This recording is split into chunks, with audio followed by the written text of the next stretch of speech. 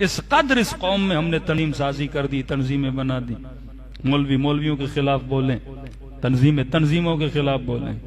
دیکھیے شیعت کی کچھ ریڈ لائنز ہیں، یہ مسئلہ لوجیکل بھی ہے اور مسئلہ عقلانی بھی ہے، اور صاحب حکمت اس مسئلے کو سمجھ سکتے ہیں۔ اس قوم کے کئی لوگ جو ہیں وہ غلط راہ پہ چلے جاتے ہیں، اپنا پیسہ غلط لوگوں پہ ضائع کر دیتے ہیں، اپنا بھی نقصان کرتے ہیں، قوم کا بھی نقصان کرتے ہیں۔ تم نے صرف امامہ نہیں دیکھنا، تم نے صاحب حکمت افراد کو دیکھنا ہے، تم نے صرف علم نہیں دیکھنا، تم نے یہ دیکھنا ہے وہ اس خط پر بھی ہے کہ نہیں ہے، جو خط ہمارے بڑوں نے کھینچی تھی، اگر وہ اس خط پہ نہیں ہے تو اپنا بھی نقصان کر رہا ہے، مذہب و مکتب کا بھی نقصان کر رہا ہے۔ دوسرا، اجتہاد کے بعد ولایت فقیہ کا نظریہ۔ اب ولی فقیہ کی اطاعت تمام پر واجب ہے۔ جب آغا خانی آغا خان کی سن سکتے ہیں تو ہم ولایت فقیہ کیوں نہیں سن سکتے؟ جب بوہری اپنے بوہرا کی سن سکتے ہیں تو تو ولایت فقیہ کیوں نہیں سن سکتا؟ پاور کو جب تک سینٹرلائز نہیں کیا جائے قومیں تباہ ہو جاتی ہیں۔ خمینی نے پاور کو سینٹرلائز کیا۔ آپ عراق گئے ہوں گے، مشی میں دیکھا ہوگا عراقیوں کا کیا حال ہے، لبنان کا کیا حال ہے۔ ایران نے ترقی بھی کی، ان تمام تر سینکشن کے باوجود کتنی ترقی کی ہے ایران نے نا، سب کچھ کیا، کیونکہ پاور وہاں پہ کیا ہوا؟ سینٹرلائز ہوا۔ جو قومیں اپنے پاور کو سینٹرلائز کرتی ہیں وہ قومیں کامیاب رہتی ہیں۔ پاکستان میں ایک سسٹم بنا، تحریک فقہ نفاذ جعفریہ، قیادت کا انتخاب ہوا، قیادت کو ویریفائی کون کرتا تھا؟ ولی فقیہ۔ شہید حسینی کی قیادت کو کس نے ویریفائی کیا؟ ولی فقیہ نے۔ ہمیں لینتھ اور لائن کہاں سے لینی ہے؟ ولی فقیہ سے لینی ہے۔ دو سسٹم ہیں، اگر آپ ولایت فقیہ کو نہیں مانتے تو اپنے اندر ایک علماء کا گروہ بناؤ جو قیادت کا کیا کریں؟ انتخاب کریں۔ جب تک پاور سینٹرلائز نہیں ہوگا شیعہ بکھرے رہیں گے۔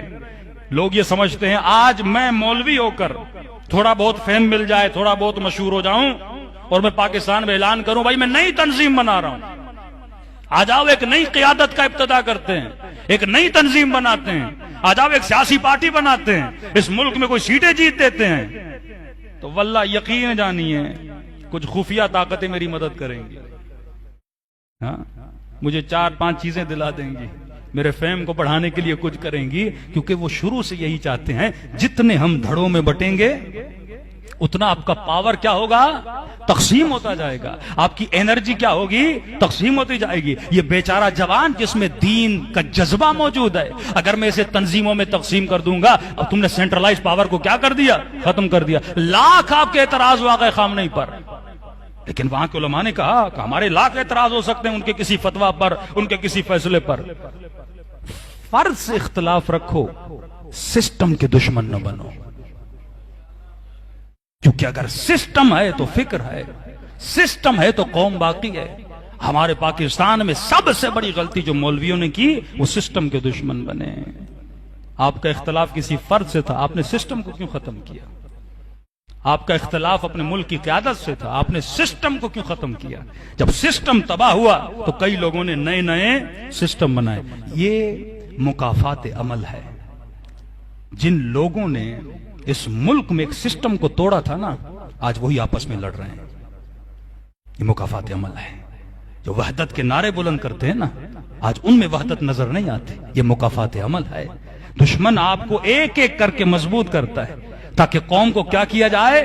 توڑا جائے۔ واللہ قیامت کے دن جناب سیدہ کے سامنے یہ جواب دے ہوں گے جنہوں نے اس قوم کو ٹکڑوں میں بدلا۔ یہ جتنے شہید پشاور میں ہوئے ہوں، پارا چنار میں ہوئے ہوں یا کوئٹہ میں ہوئے ہوں، ان سب کے خون کے ذمہ دار ہیں وہ لوگ جنہوں نے اس ملک کے سسٹم کو توڑا۔ بھائی فیصلہ ایک کر دو۔ آج ہر بندہ اٹھتا ہے، خامنئی کا نام لیتا ہے، ہر بندہ کھڑا ہوتا ہے کہتا ہے میں ولایت، کون سی تنظیم ہے جو ولایت فقیہ کا نام نہ دے؟ ہر تنظیم کہتے ہیں ولایت فقیہ والے، ہم ولایت فقیہ والے۔ تم نے ایک بار ولی فقیہ سے پوچھا کہ پاکستان میں ان کا نمائندہ کون ہے؟ ایک بار ولی فقیہ سے جا کے پوچھو نا۔ کہتے ہاں ہمیں پتا ہے، ہم نے خود ایران میں معلوم کیا، دفتر رہبری سے معلوم کیا کہ پاکستان میں آپ کا نمائندہ کون ہے۔ میرا کسی تنظیم سے کوئی تعلق نہیں ہے، لیکن جو بات حق ہے، جو سچ ہے، آپ جا کے ان کی ویب سائٹ پہ ای میل کر دیجئے کہ بھائی پاکستان میں آپ کا نمائندہ کون ہے۔ ایران کی اخبار میں چھپتا ہے کہ ہمارا نمائندہ پاکستان میں کون ہے۔ انہوں نے برملا کا پاکستان میں نمائندہ ساجد علی نقوی صاحب ہیں، یہ خود بھی کہتے ہیں۔ یا کسی تنظیم کے فیور کی بات نہیں ہو رہی، اصولی بات ہو رہی ہے. اگر ولایت فقیہ کو مانتے ہو تو ولایت فقیہ کو فالو کرو. پھر قوم کو تقسیم کیوں کرتے ہو؟ پھر ڈبل سوچوں میں کیوں ڈالتے ہو؟ پھر جب ہم نجی محفلوں میں بیٹھتے، بھائی رہبر نہیں ہے کہا، کہتے مولانا رہبر مصلحت کا شکار ہے. بھائی رہبر مصلحت کا شکار ہے، تم کس کھیت کی مولی ہو کہ تم مصلحت کا شکار نہیں ہوتے؟ ولی فقیہ جب مصلحت کا شکار ہے، نئی تنظیمیں، پھر ہوتا کیا ہے؟ جب آپ نے مین تنظیم کو توڑ دیا اور واقعا ٹوٹ گئی، جو مین تنظیم تھی جس کو شہید حسینی نے چلایا، مفتی جعفر صاحب نے چلایا، اس تنظیم کو آپ نے ایک فرد کے اختلاف کی وجہ سے آپ سسٹم کے دشمن بن گئے. اب جب وہ سسٹم تھا تو اس ملک کا جو مالدار طبقہ تھا نا، وہ سسٹم کو مدد کرتا تھا نا، کوئی خمس کے ذریعے، کوئی مال کے ذریعے، ظاہر مدد ہوتی تھی. تنظیم پیسے سے چلتی ہے، تنظیم فری میں تو نہیں چلتی نا. اب ان لوگوں نے مدد کرنا شروع ختم کر دی. سسٹم سے کیا ہوا؟ اعتبار ٹوٹ گیا. پھر نئے موسمی مولانا آئے. پھر پیسہ کہاں ڈائیورٹ ہوا؟ کسی نے کہا عارف کاظمی اچھا کام کر رہا ہے، مثلا مجھے پیسہ دے دیا. کسی نے کہا فلاں مولوی اچھا کام کر رہا ہے، اس نے اسے پیسہ دے دیا. کسی نے کہا وہ بڑا اچھا شیعت کے لیے کام کر رہا ہے، اس نے اسے پیسہ دے دیا. پیسہ کیا ہو گیا؟ ڈیوائیڈ ہو گیا. نئے منارے کیا ہو گئے؟ کھڑے ہونا شروع ہو گئے. نئی تنظیمیں کیا ہو گئیں؟ کھڑے ہونا شروع ہو گئے. مین تنظیم کیا ہو گئی؟ کمزور ہو گئی. اس کا نقصان دوسرا کیا ہوا؟ جب تنظیم کمزور ہو گئی نا تو ظاہر پیسہ نہیں تنظیم کے پاس نا. اب تنظیم کام کیسے کرے؟ پیسہ ہو، گاڑی بھی تو پیٹرول سے چلتی ہے نا، تنظیمی بھی تو پیسے سے چلتی ہے نا. اب لوگوں نے مدد کرنا چھوڑ دی، تنظیم کھوکھلی ہو گئی. پھر اس تنظیم کو کیا نقصان ہوا؟ کچھ ایسے افراد ہیں جو رچ ہوتے ہیں، جو مالدار ہوتے ہیں، ان کا پھر ان تنظیموں پہ قبضہ ہونا شروع ہو گیا. اب ظاہر تنظیم پیسے سے چلے، ایک بندہ مالدار ہے، اسی کا پیسہ پوری تنظیم میں چلے گا. اس نے تنظیم کو کیا کر لیا؟ ہائی جیک کر لیا. یعنی ہم نے پورے سسٹم کو کیا کر دیا؟ تباہ و برباد کر دیا. یہ عقل سے فیصلہ کرنا ہے. یا برملا کے قوم کے سامنے بولو میں ولایت فقیہ کا ماننے والا نہیں ہوں. اگر ولی فقیہ کے ماننے والے ہو تو رہبر کا اٹل فیصلہ ہے پاکستان میں ایک ہی تنظیم چلے گی اور ایک ہی قیادت چلے گی. اگر رہبر کے ماننے والے ہو، آج اللہ کرے اس ملک کے جو شیعہ مولوی ہیں ان کے اندر یہ عقل آ جائے. جو فیصلہ مقتدی صدر نے عراق میں کیا، پوری قوم سے اس نے خط لکھ کے معذرت مانگی کہ میں نے آج جو فیصلے کیے قوم کے نقصان میں کیے، میں سارے فیصلوں کو واپس لیتا ہوں اور سیاست سے اپنے پاؤں کو پیچھے کھینچتا ہوں. اگر غیرت ملی ہوگی نا، یہ بھی ایک خط لکھ دیں گے قوم کے نام کہ ہم نے آج تک 20-25 سالوں میں اس قوم کے ساتھ جو کیا غلط کیا. آج ہم ایک ٹیبل پہ بیٹھیں گے اور رہبر کے کہنے پر جو رہبر کہیں، جسے وہ کہیں، ہم اسے مانیں گے. واللہ اس قوم میں اگر ایک قیادت آ جائے نا، آپ شیعت کا وقار دیکھیے گا، آپ شیعت کی طاقت دیکھیے گا. معصوم فرماتے ہیں وَاعْتَصِمُوا بِحَبْلِ اللَّهِ جَمِيعًا، جب تک تمہارے اندر وحدت کا مطلب نہیں سنیوں کے ساتھ ملو، وحدت کا مطلب یہ ہے پہلے آپس میں اکٹھے ہو جاؤ. جب تم مضبوط ہو جائے گا دشمن تیرا بال بھی بھیگا نہیں کر سکتا. صلوات پڑھے محمد و آل محمد پر.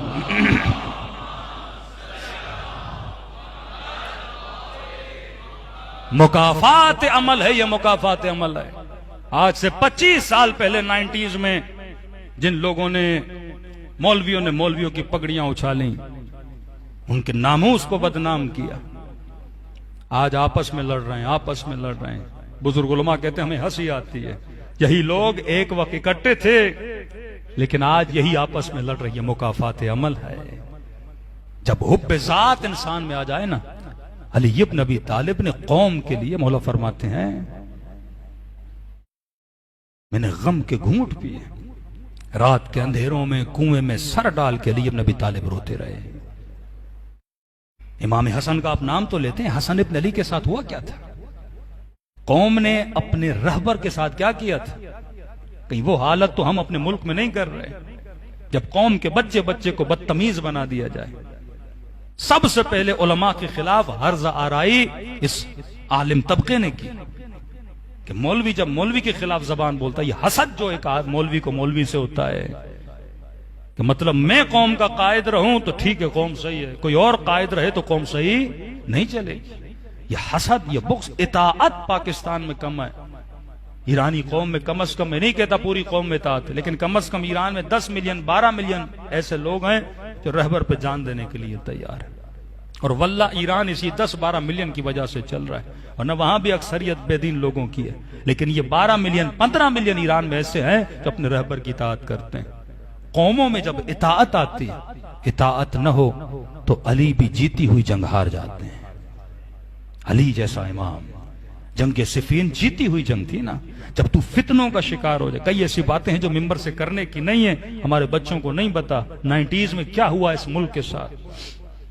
وہ ظلم ہوا جو داستان بندہ یہاں سے بیان کرے تو خون کے آنسو رونا چاہیے کہ ہم نے بنی بنائی تنظیم کو کس طرح تباہ کر دیا، بنے بنائے سسٹم کو ہم نے تباہ کر دیا. اور منافقت اتنی کہ ہم رہبر کا نام استعمال کرتے رہے، ولی فقی کا نام بدنام کرتے رہے. ان کی ویب سائٹ موجود ہے، ان کا دفتر موجود ہے، جا کر پوچھ لو کہ رہبر کا کیا حکم ہے، پاکستان میں نمائندگی کس نے کرنی ہے. جب تک فکر انسان کی بیدار نہ ہو جائے نا. حزب اللہ لبنان کیوں کامیاب ہے؟ ایک حسن نصر اللہ کے پیچھے، بات ختم ہو گئی. رہبر نے تائید دی حسن نصر اللہ، اب جو بھی ہیں ان کے پیچھے چلنا ہے. اطاعت تمہارا کام نہیں کہ تم انگلیاں اٹھاؤ. کئی مولوی ہیں جو ایران میں خامنہ ہی انگلیاں اٹھاتے، یہ ان کا فیصلہ صحیح نہیں، وہ ان کا فیصلہ. بھائی تم کون ہوتے ہو؟ نیچے تنظیم علماء کی بیٹھی ہے، اگر عدالت ساقط ہو جائے گی اور رہبریت کو چینج کر دیں. سسٹم ایسے نہیں چلتا کہ ہر بندہ اٹھے سسٹم کے خلاف اٹھے. لوگوں نے ووٹ دیا، کوئی وزیر اعظم بن گیا، اب ہر بندہ باہر نکلے وزیر اعظم کو ہٹاؤ، یہ تو نہیں ہو سکتا نا. ملک سسٹم کے مطابق چلتا ہے. سسٹم سے بندہ سلیکٹ ہوتا ہے، سسٹم سے بندہ اس چیز سے ہٹایا جاتا ہے. تم وداؤٹ سسٹم جب کراس کرو گے تو ملک کو تباہ ہو برباد کر دو گے. تنظیم سازی کرو. اتنی اچھی تنظیم تھی ISO، یہ اس قوم کی ریڑھ کی ہڈی تھی. گلی گلی کوچوں کوچوں میں بچوں کی تربیت آج سکڑ کے رہ گئی. ISO چند علاقوں میں، لاہور کے چند علاقے صرف کراچی کی سٹی میں رہ گئی، ورنہ یہ تنظیم روٹس میں تھی، یعنی شیعوں کی جڑوں کے اندر تھی. کیونکہ جب ہم نے اسے مین سسٹم سے توڑ دیا، یہ نقصان تم نے کس کا کیا؟ نقصان تم نے قوم کا کیا. جب تک ایک نہیں بنتے تب تک تمہارے اندر وہ پاور نہیں آتا.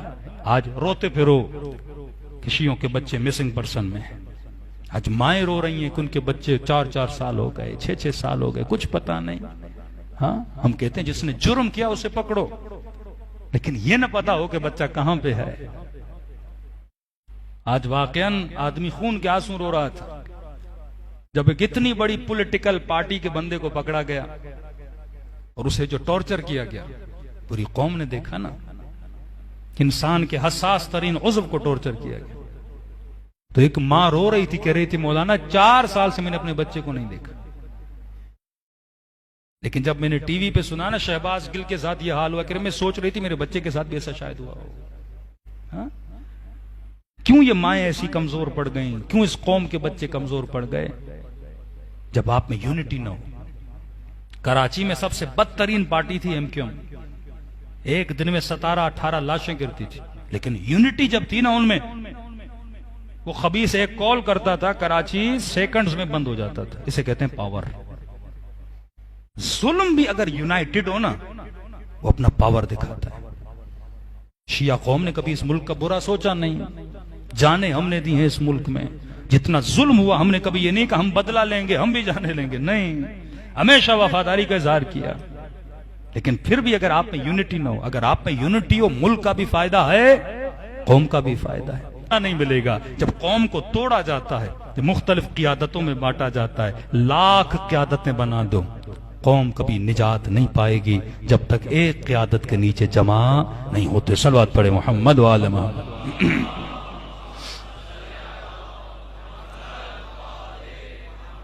اور کچھ لوگوں کو کہنا چاہوں گا اپنا پیسہ ضائع نہ کرو. نئے مولوی جو موسمی نکلتے ہیں ان کے اوپر پیسہ ضائع نہ کیا کرو. سسٹم کو مدد کرو، فرد کو نہیں. آپ نے ایک آدمی کو بڑی مدد کی، اس نے بڑا سسٹم کھڑا کر دیا، وہ مر جائے گا تو کیا ہوگا؟ افراد جب چیزوں کو چلاتے ہیں نا، ان کے مرنے کے بعد سب چیزیں کیا ہو جاتی ہیں؟ ٹھپ ہو جاتی ہیں. لیکن جب آپ کے پاس سسٹم ہو نا تو سسٹم کو فرد نہیں چلاتا، سسٹم خود چلتا ہے. مثلا آغا خان زندہ ہو نہ ہو، اس کی آغا خان یونیورسٹی تو چلتی رہے گی نا. اس نے سسٹم بنا دیا نا. ولایت فقی سسٹم کا نام ہے نا. آغا خامنئی ہو یا نہ ہو سسٹم باقی رہے گا نا. ہاں فرد آتا ہے اپنی عادتوں کی وجہ سے سسٹم کو اور کیا کرتا ہے؟ فردر مضبوط کرتا ہے. آپ فرد کو مدد کرو گے، فرد جیسے مرا وہ چیزیں ختم ہو جاتی ہیں. سسٹم بناؤ، سسٹم کو مدد کرو. اسکولز بناؤ، اسکول ایک سسٹم ہے. عزاداری ایک سسٹم ہے. یعنی ایسا کام کر کے جاؤ جو صرف آپ پہ ڈیپینڈنٹ نہ ہو، کسی فرد پہ ڈیپینڈنٹ نہ ہو. آپ ایک سسٹم کو کریٹ کرو اور آلریڈی جو سسٹم بنے ہوئے ہیں ان سسٹموں کی مدد کرو. اپنا پیسہ ضائع نہ کرو. صلوات پڑھے محمد وآل محمد.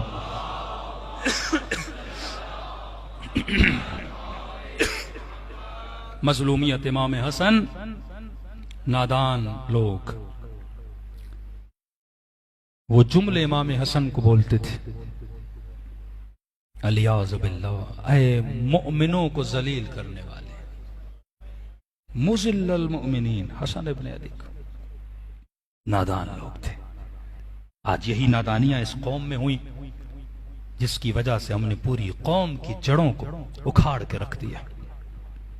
آپ جس بھی ملک میں جائیں واللہ یہ باعث خوشی بھی ہے، اور اتنی خامیوں کے بعد بھی شیعہ قوم اس ملک میں سروائیو کر رہی ہے، یہ امام زمانہ کا معجزہ ہے۔ واللہ اگر مولا کا ہاتھ نہ ہو تو ہمارا کوئی ایسا عمل نہیں ہے جس کی وجہ سے ہم سروائیو کر سکیں۔ جتنے حملے ہمارے اوپر ہوئے ضیاء کے زمانے سے لے کر اب تک، گولیوں سے مارا، بموں سے مارا، گردنوں کو کاٹا، ٹانگوں کو ٹکڑے ٹکڑے کر کے کاٹا، وہ ظلم کیے کہ جس کی مثال نہیں ملتی اس قوم، شیعہ قوم پہ جتنا ظلم ہوا، لیکن اب تک آپ سروائیو کر رہے ہو، امام زمانہ کی دعا ہے۔ لیکن اگر تھوڑا عمل آ جائے نا، لینتھ لائن پکڑ لو، پھر دیکھو خدا کتنی قوت دیتا ہے۔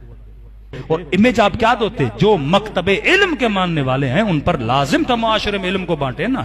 ہم نے علم نہیں بانٹا، صرف گالم گلوچ، صرف جلسوں کی حد تک، صرف سیمینار کی حد تک، صرف یہ تھا کوئی بندہ شہید ہو جائے ہم اس کی تصویر لگا دے، آج شہید کا سیمینار ہے، آج مکتب قاسم سلیمانی کا سیمینار۔ بھائی تم نے مکتب قاسم سلیمانی کو سمجھا کب ہے؟ قاسم سلیمانی کے مکتب کا مطلب یہ ہے اپنے رہبر کے کہنے پہ اپنی جان کو قربان کرنا۔ تم نے ملک کے رہبروں کو بدنام کر دیا، تم نے ملک کی قیادتوں کی داڑھیوں میں ہاتھ ڈالا، تم نے ان کے ناموس پہ ہاتھ ڈالا، اور تم مکتب قاسم سلیمانی کی بات کر رہے ہو۔ مکتب کا مطلب یہ اطاعت وہ ہو جو سلمان فارسی کی اطاعت تھی، اطاعت وہ ہو جو میثم تمار کی اطاعت تھی، اطاعت وہ ہو جو جناب حجر کی اطاعت تھی۔ سر کٹا دیا لیکن علی سے دور نہ ہٹے۔ یہ مکتب کا کام ہے کہ اطاعت کے ساتھ چلو، تسلیم اور مقام رضا کے ساتھ اپنی زندگی کو گزارو، کیونکہ قوم میں تربیت نہیں تھی، ہم نے قوموں کی تربیت نہیں کی، اپنے مال کو ضائع کیا، انرجی